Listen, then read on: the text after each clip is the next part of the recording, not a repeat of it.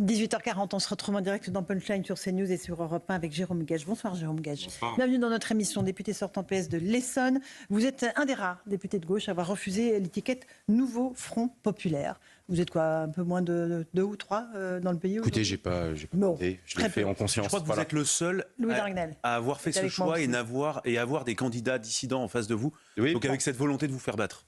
Bon. Oui, c'est parce que quand on prend ses responsabilités, moi j'ai une éthique en politique, et à un moment donné j'ai estimé que je ne souhaitais pas avoir le soutien de la direction de la France Insoumise. J'essaie d'être cohérent, je ne peux pas avoir un désaccord très vif qui s'est exprimé au début du mois de mai, et tranquillou après dire je prends l'investiture et je fais comme si de rien n'était. La politique, c'est d'abord en effet de chair et de sang, c'est des tripes, c'est de la conviction. Voilà, donc j'ai souhaité être en cohérence avec moi-même et pouvoir... Donc sans étiquette ?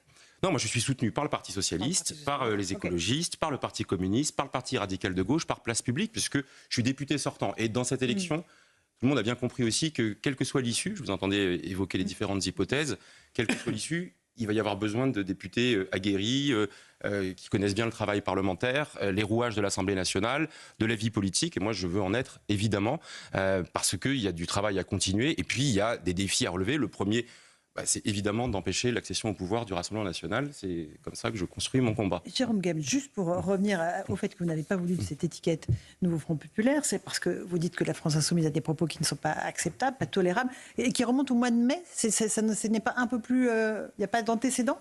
Il y a eu des antécédents. En tous les cas, moi, ce qui a aussi déclenché cette décision, c'est qu'au début du mois de mai, sur un désaccord sur le conflit israélo-palestinien, Jean-Luc Mélenchon a eu des mots extrêmement durs par écrit, me renvoyant à mon identité. Et cette essentialisation, pour moi, est insupportable dans le débat politique. Je suis un universaliste républicain. Donc la question de l'antisémitisme, c'est pas que l'affaire des Juifs. La question du racisme anti-musulman, c'est pas que l'affaire des musulmans. C'est l'idée que pour faire nation, il faut défendre cet universalisme et de voir en chacun un citoyen qui participe à l'émancipation collective et pas se dire qu'on renvoie chacun à une sorte d'assignation identitaire. Et il a franchi la ligne rouge, je le dis, et par cohérence. Voilà. Donc c'est au-delà de mon cas personnel, c'est un certain rapport aussi au débat politique, à cette idée qu'il ne faut pas le brutaliser. Voilà. On peut être d'accord ou pas d'accord avec moi. Voilà. Moi, je suis de gauche, je suis républicain, je suis socialiste, je ne le cache pas. Et je pense qu'on peut être très à gauche et très républicain, et qu'on n'a pas besoin d'abîmer le débat politique. Et par ma candidature, c'est ce que j'ai voulu incarner, planter le drapeau, y compris pour la suite des opérations. Alors, j'ai la singularité de ce qui se passe dans ma circonscription, mais je pense qu'avec d'autres, dans la recomposition inévitable du paysage politique au lendemain de cette élection, toutes les formations politiques se recomposent. On le voit évidemment à droite, on le voit aussi à gauche avec des lignes de fracture. Quand j'entends François Ruffin dire aujourd'hui que Jean-Luc Mélenchon est un repoussoir, je pense que c'est un constat qui est partagé par beaucoup. Moi, je le vois sur le terrain. Vous pensez qu'il était indigne ? Mais encore une fois, je ne veux pas y passer des heures sur cette question de Jean-Luc Mélenchon. Est-ce qu'il est indigne d'être Premier ministre ? Parce qu'il le répète à envie qu'il peut être Premier ministre. Mais je crois que la question, elle a été, comment dire, on y a répondu. Voilà. Puisque tous les acteurs ont indiqué avec beaucoup de clarté qu'il faut quelqu'un, dans ce moment-là, qui soit capable de rassembler, qui soit consensuel. Alors j'ai entendu Jean-Luc Mélenchon qui disait qu'il n'aimait pas ce mot de consensus. Mais moi, j'assume que la politique, c'est construire du rassemblement et pas essayer de s'enfermer, de rabougrir. Moi, j'essaye de convaincre des gens qui ne pensent pas comme moi. Voilà, c'est pour ça que j'ai plaisir à être avec vous aujourd'hui. J'essaye de convaincre des gens parce que c'est ça la noblesse de la politique. Et j'entends toujours les arguments des autres. Parce que si on n'est pas dans cette dispute apaisée, alors, on admet que seule la conflictualité, le clivage, la confrontation des idées ne me pose pas problème, mais à un moment donné, on essaye de produire le consensus, c'est-à-dire des gens qui, à un moment, votent pour vous. Et c'est ça la noblesse de la politique. Et pour ça, il faut avoir des convictions, mais être capable de les défendre dans le débat courtois, républicain, ce qui n'empêche pas d'être ferme sur ses convictions. Alors, Jérôme Gage, on comprend bien votre cohérence morale, votre choix de refuser donc, ce soutien du nouveau Front Populaire, mais toujours est-il que vous êtes soutenu par le Parti Socialiste et les partis que vous avez cités. Est-ce que vous n'avez pas fait la moitié du chemin ? Est-ce que le bout du chemin, c'est pas de quitter le Parti Socialiste, qui lui, pour le coup, n'a pas eu de problème à faire des accords avec la France Insoumise, avec Jean-Luc Mélenchon, et pour qui il n'y a plus tellement de problèmes moraux par rapport à l'antisémitisme, par exemple ? Non, je ne peux pas vous laisser dire ça. Je pense que le combat, il se mène d'une certaine manière de l'intérieur, et toutes celles et ceux qui sont des républicains authentiques, qui partagent ce que je viens de vous expliquer. Le mèneront. On était 31 députés socialistes au groupe socialiste dans la précédente mandature. J'espère qu'on sera plus nombreux, que ce rapport de force se rééquilibrera, qu'on sortira d'une forme... Quand on voit les négociations avec la France Insoumise et qu'on regarde le détail des circonstances, a priori, c'est quand même la France Insoumise qui risque de garder Et puis, je vais vous dire, l'important, l'influence dans ce moment-là, l'important, c'est partout où c'est possible d'éviter que le Rassemblement national ait les 290 sièges qui lui permettraient d'accéder au pouvoir. Donc, après... Voilà, moi je jette la pierre à personne. Et même face à des candidats antisémites, j'ai souhaité porter ce combat-là, l'incarner avec la position, et encore une fois, qui n'est pas qu'une position personnelle, parce que moi j'ai pu m'y engouffrer, mais voilà.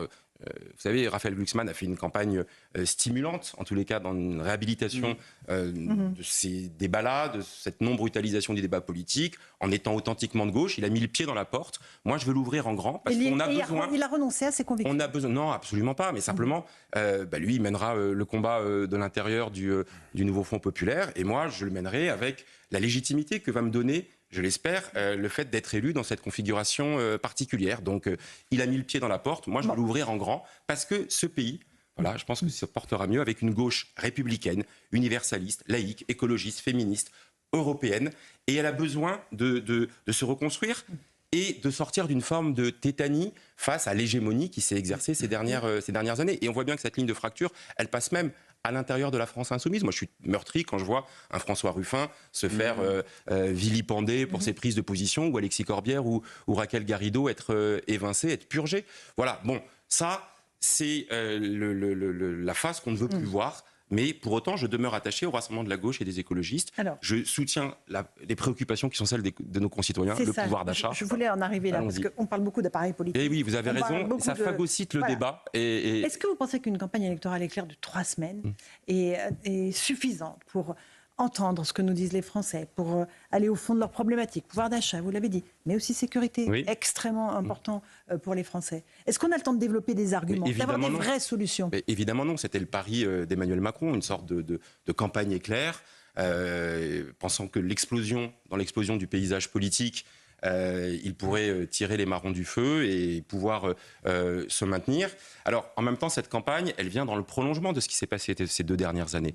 Et les problématiques qu'on vient d'évoquer, le pouvoir d'achat, l'augmentation des salaires, pour les smicards évidemment, mais aussi pour toutes celles et ceux, classes moyennes qui, à 2000, 2200 euros par mois, se rendent compte que l'arbitrage est terrible entre payer les factures après l'explosion de l'inflation, des factures énergétiques, et puis avoir des loisirs, s'occuper des enfants, prendre des vacances. Moi, je suis meurtri quand j'entends à longueur de journée des gens qui me disent à l'approche des vacances ici, non, on n'y arrivera pas. Donc on a réduit le périmètre des vacances. Ça, c'est la préoccupation première. On l'a défendé depuis déjà plusieurs mois, quand on a déposé plusieurs amendements à l'Assemblée nationale pour revaloriser les salaires, en demandant une conférence nationale sur les salaires, pour augmenter le SMIC, pour redistribuer du pouvoir d'achat à travers le système de prestations sociales, que ce soit les allocations familiales ou que ce soit par exemple un meilleur remboursement de la sécurité sociale. Moi, encore cet après-midi, de quoi on m'a parlé? On m'a parlé des dépassements d'honoraires. On ne trouve pas de médecins. Et à certains endroits, on a des dépassements d'honoraires. Il faut se rendre compte, notamment pour les retraités qui ont vu leur cotisation de mutuelle exploser ces 2 dernières années, que ça, c'est du très concret. Moi, la personne que j'ai vue hier ou cet après-midi, je ne me rappelle plus, tellement je vois de monde, concrètement, c'était 450 € par an de plus de cotisation pour sa mutuelle. Mais ça, la réponse, c'était moins de cadeaux pour les petits-enfants, moins de loisirs ou des difficultés à justement pouvoir prendre des vacances. Donc ça, c'est le prolongement de ce qu'on a fait dans la mandature précédente. Mais que les Français jugent insuffisant quand même.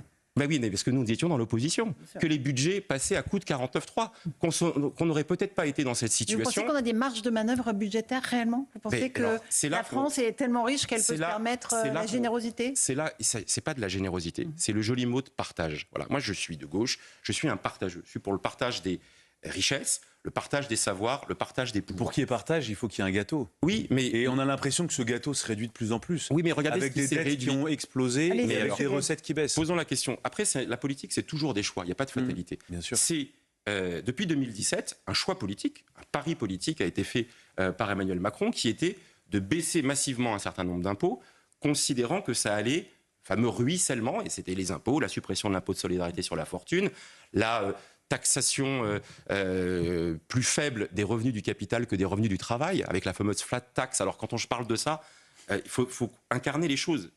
Quand vous gagnez 1 000 € par mois de votre travail, que vous levez tous les matins, vous allez avoir un taux d'imposition qui est plus élevé, parce qu'il est progressif, que quelqu'un qui touche 1 000 € de dividendes parce qu'il a des actions ou il a des revenus financiers. Est-ce que c'est normal que les revenus du capital soient moins taxés que les revenus du travail ?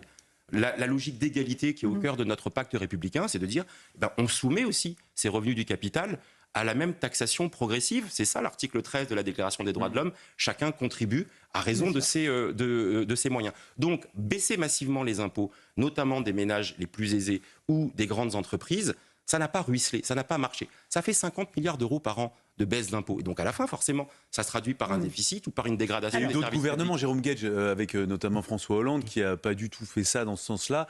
Et pour autant, les pauvres ne sont pas plus riches et les gens ne sont pas n'ont pas le sentiment d'avoir eu plus de pouvoir d'achat. Mais c'est la raison pour laquelle il faut avoir cette position. Vous savez, je suis pour l'équilibre entre la politique de la demande, comme disent les économistes, c'est-à-dire qu'on soutient le pouvoir d'achat, on soutient l'investissement parce que c'est le carnet de commandes du BTP, mais aussi le soutien notamment aux PME et aux TPE qui sont le tissu économique du pays et qui ont besoin d'être accompagnés. Moi, voyez-vous, je suis pour l'alliance des productifs. Voilà, les salariés, les chefs d'entreprise, c'est le sel du pays. C'est eux, en effet, qui créent la richesse. Et donc, cette alliance des productifs, elle doit se traduire par le fait qu'on a cette dynamique avec l'innovation, avec la recherche, avec le soutien au tissu économique. Il y a aussi des sujets régaliens. Et là-dessus, les Français estiment que la gauche est trop angélique là-dessus. Sécurité, immigration.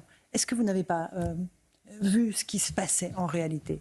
C'est-à-dire que les Français sont inquiets pour leur sécurité, celle de leurs enfants. Chaque jour nous amène un lot de ce qui n'est pas sont pas des faits divers, mais des faits de société à mes yeux. Mais évidemment que cette préoccupation, elle est présente partout dans le débat. Mais là, on renvoie à ce que je viens d'évoquer.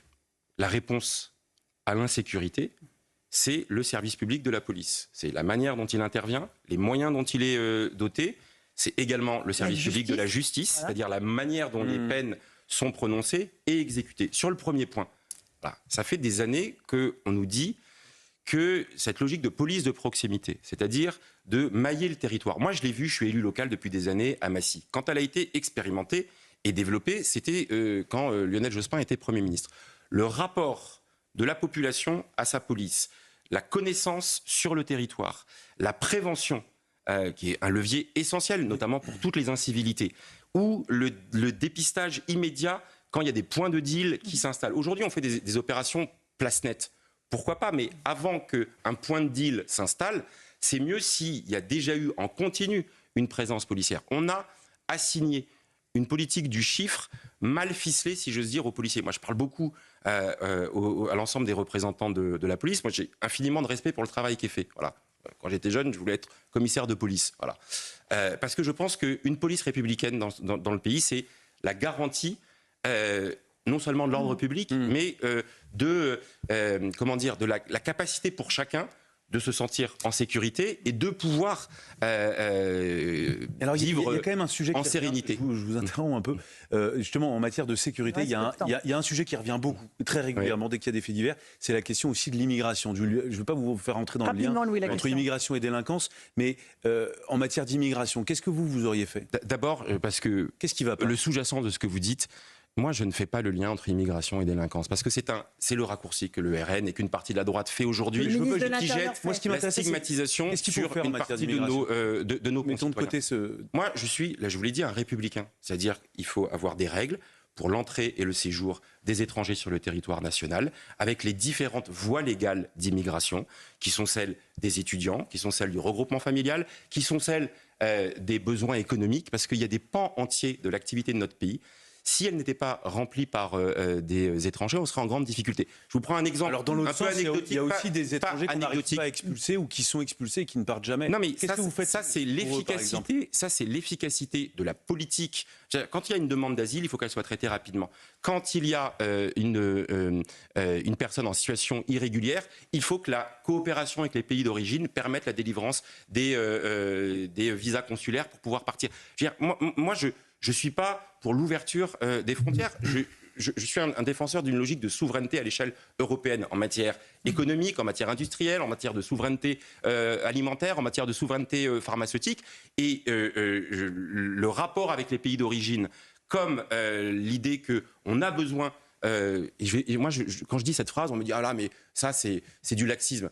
Ce pays s'est construit sur l'immigration, continuera à avoir besoin d'immigration. Regardez les services d'urgence. Heureusement qu'on a des praticiens diplômés hors Union européenne qui font tourner nos services d'urgence aujourd'hui. Heureusement qu'on a des populations entières qui font tous les métiers des services à la personne, de l'aide à domicile, des aides-soignantes dans les EHPAD aujourd'hui, ces métiers du lien, du soin, de l'accompagnement, sujet dont d'ailleurs il faudrait qu'on parle plus dans cette élection, parce que ce soit pour les personnes handicapées ou les personnes âgées, ça, c'est sous les radars, alors qu'on a un enjeu de solidarité majeur pour cela. Ça fait partie des combats que je veux continuer à mener, que j'avais commencé à porter à l'Assemblée nationale. Merci beaucoup, Jérôme Guasch, d'être revenu ce soir dans Punchline sur CNews et sur